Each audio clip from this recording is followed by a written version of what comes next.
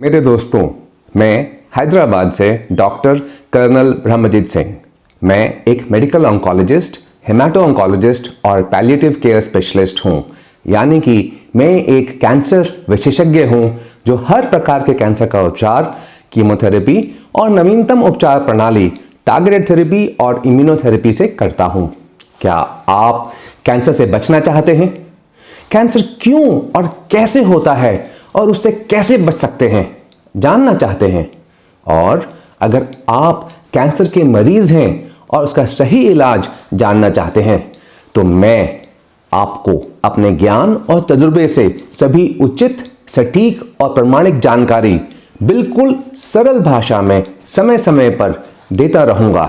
जानने के लिए मेरे साथ जुड़े रहें और इसके लिए सबसे पहले बेल आइकन पर प्रेस करें और इस चैनल को सब्सक्राइब करें।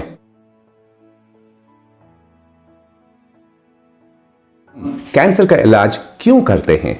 हमें कैंसर का इलाज क्यों करना चाहिए? हमें कैसे पता चलेगा कि हमारा कैंसर का इलाज सही है या नहीं? हमें कैंसर के डॉक्टर से क्या सवाल पूछने चाहिए जो हमें यकीन दिलाएंगे कि हमारा इलाज सही है? क्या ये सवाल आपके मन में आ रहे हैं? आपको यह मालूम होना चाहिए कि कैंसर के इलाज का मकसद क्या है, क्या लक्ष्य है, आप क्यों कैंसर का इलाज करवाना चाहते हैं, कैंसर के इलाज के कितने लक्ष्य होने चाहिए। यह तो संभावित ही है कि अगर हम कैंसर का इलाज नहीं करेंगे तो यह हमें मार देगा, लेकिन क्या यही एक अकेला लक्ष्य है? नहीं। अचंभा हुआ सुनकर? चलिए मैं आपको बताता हूं हम कैंसर का इलाज क्यों करते हैं।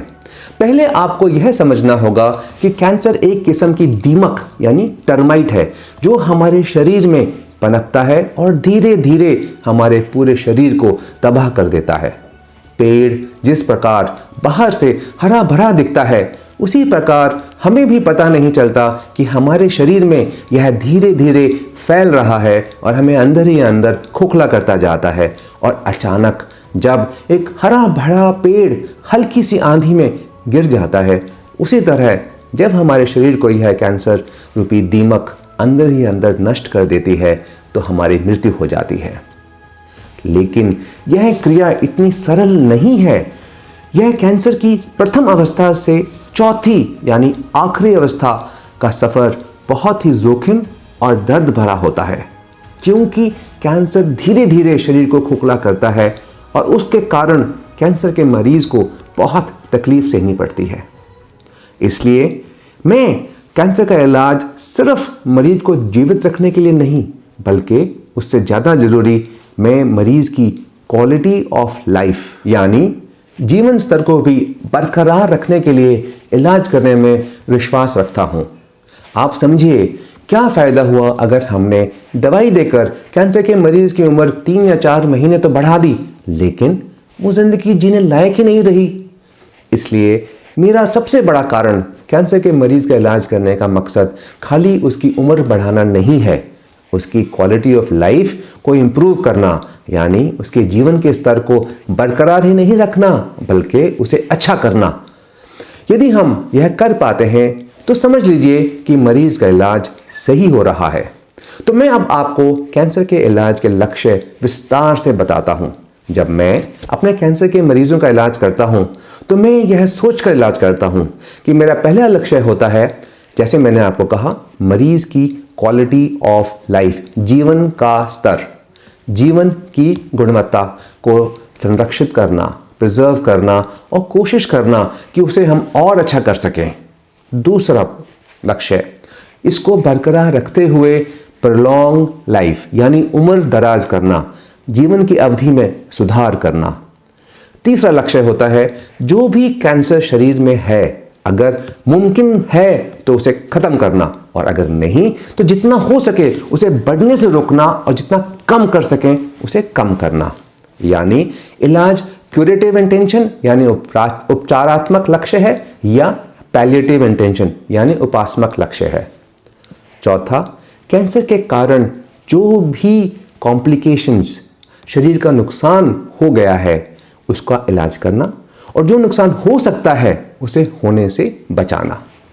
पांचवा, क्या इस इलाज से हम कैंसर को दोबारा आने से रोक सकेंगे? क्या हमारा इलाज इतना सक्षम है कि वो कैंसर को दोबारा आने से रोक सकेगा? इसके लिए हमें क्या करना होगा? यानी सही इलाज, सही क्वालिटी की दवाई और सही प्रोटोकॉल। जो भी प्रोटोकॉल हम अपनाते हैं कैंसर के इलाज के लिए, वो इंटरनेशनल प्रोटोकॉल अपनाते हैं।